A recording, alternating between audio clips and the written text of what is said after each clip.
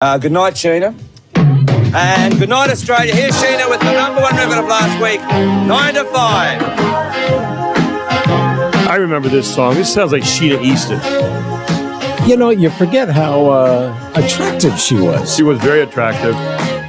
She was singing pop songs, and then she hooked up with, well, not in the literal sense, I mean, the artistic sense, right? With Prince. And then she went a different direction. And, sang one of the intros to one of the Bond movies, I remember. Yes, yeah, For Your Eyes Only. For Your Eyes Only. It was a great song, by the way.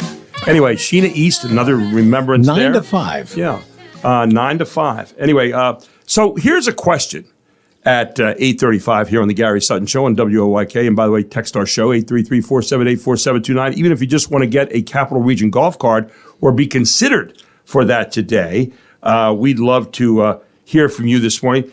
What is considered rich today? You know, we hear our political types talk about rich all the time, and that tax refunds only benefit the rich. And we talked about the minimum wage earlier in the first part of the show, which, by the way, you can see later on today at WOYK YouTube, because I have it up as a podcast. So if you missed it this morning, you can go back and find it there today. And by the way, just one other thing, Gary Sutton Show on Facebook, share that with people, will you? Wherever you are out there listening today, please take time this morning on your social media, whether it's Facebook or something else, to let people know where we are, that they can come in here and listen to us daily at 98.9 FM or 1350 WOYK, or if they'd like, go to our website at 989WOYK.com, and they can listen to us live right there, because we want to get an audience, and we're signing you up we'd rather do it by hundreds than just one. But one at a time's okay, too. If you have a friend, tell them all about it. If you like the show, we try to get a lot of things going in the morning, a morning magazine that is unlike anything else, because we're the only live local show here in the York area. So let people know that, and don't forget to check out our YouTube every day at WOYK YouTube and watch our podcast right there. So what is considered rich today is the big question on the table. Well, there's no universal solution or definition for what it means to be rich, but there are some commonly understood measures. For example, if you ask an economist, they might tell you that a person is rich if they own capital, meaning they own physical and financial assets that earn them income, such as investments or business equipment. Now, that sounds like the wonky answer right there. But for others, we might say a person is rich if their income, their net worth, and or their buying power enables them to easily afford all their needs for the full duration of their lifetime without a whole lot of worry. Okay, that might be rich. Still, the amount of money it takes to hit that mark varies widely by what else? Location, right? For example, consider car ownership, which is a function of wealth. And this is something you probably haven't really stopped to think about. But in many places, like the United States, owning a car is a necessity for people who want access to higher paying jobs. Yet it's considered a luxury by the rest of the world. By that standard, most Americans are rich. Why do I say that? The vast majority of us, 86% of us, own cars. However, in some of the other most populated countries in the world, only a small portion of people can actually afford to own a vehicle. I give you, for example, in China, where the ownership rate of cars is 22%. Or how about this one? This might even shock you more. In India, it's just 3%. We get 86% by comparison. So in the United States, there are certainly people who we consider rich by every conceivable measure. Certain, tech CEOs may come to mind, the Bezos of the world, the Musks of the world, the Gates of the world. Those people are, by any considered measurement, rich people. According to a survey from Charles Schwab, Americans believe an average net worth of $2.5 million is necessary to be considered rich. That's a 14% increase over 2023, which kind of surprised me, Mark, that it jumped that much. However, for most people, being rich is relative to their situation. For example, let's say you earn a salary of $208,152 a year, which puts you squarely within the top 10% of U.S. wage earners. That's according to ZipRecruiter. All right? $208,152 a year. Now, you might say earning that salary, which is more than 3 times what the average U.S. worker earns, makes you rich, since it allows you to easily afford the median-priced home in most parts of the country. You'd say, well, that makes you rich.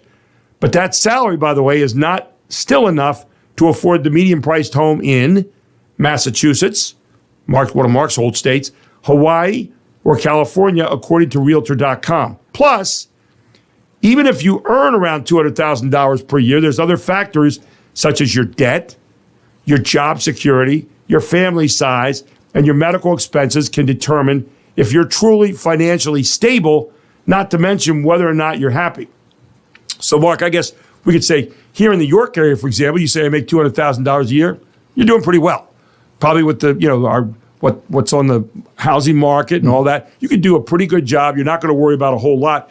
But take that same $200,000, go to New York, and try to buy an apartment and try to afford living in the city, and you might find that $200,000, just because of cost of living is greater, is not, the happiness of financial stability that you might thought it was.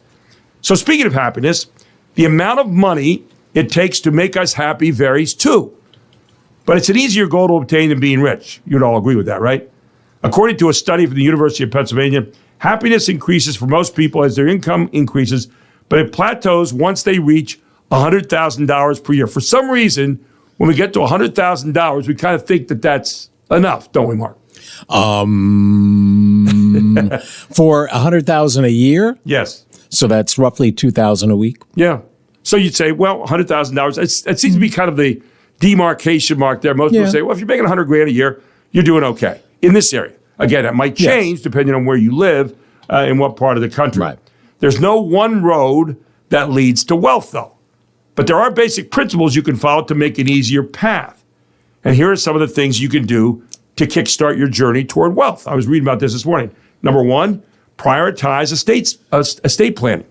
Many people in the United States incorrectly believe that their inheritance is too small to fuss over and that estate planning is for the ultra wealthy. It's not. The truth is that a lack of estate planning among lower income groups can contribute to ongoing wealth disparities. Well, they don't have enough disposable income to be able. Right. They probably need every dime.